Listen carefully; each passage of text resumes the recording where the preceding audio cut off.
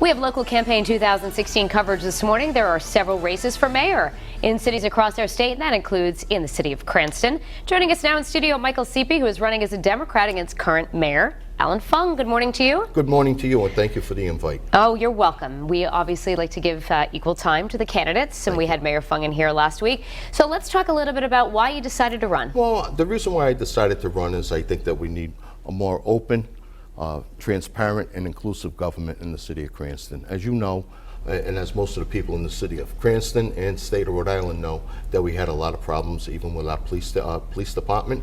It was an embarrassment to the city of Cranston when we had to have a state police takeover of our police department. And I think that what we have to do is be more progressive and watch what's going on in the city of Cranston and not worrying about where I'm going to go in 2 years from now.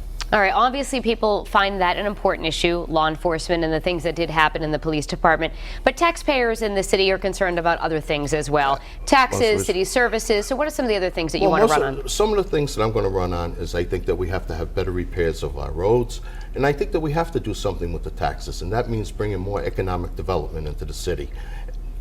We can't get along just with beauty salons and nail salons. We need to bring real business in, businesses that are going to create jobs, and businesses that are going to create more taxes for the city. Also, I have a plan that I would like to bring back a plan for the Homestead Act in the city of Cranston. Okay. We proposed that when I was on the council 20 years ago.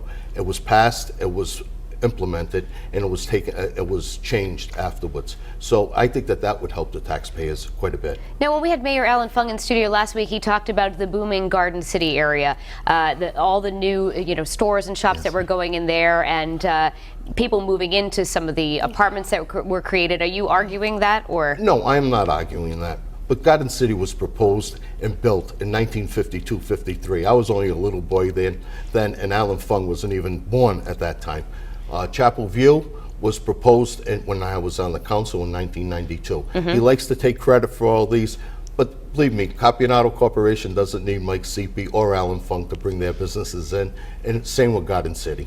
All right, so when you envision the future, if you become mayor, what would be some of the first things that you would address? First thing I would address would try to be getting more businesses on Park Avenue, Rouse Street, Pontiac Avenue, Reservoir Avenue. You go down those streets now, and I'm sure there's a lot of empty buildings, a lot of empty office buildings also.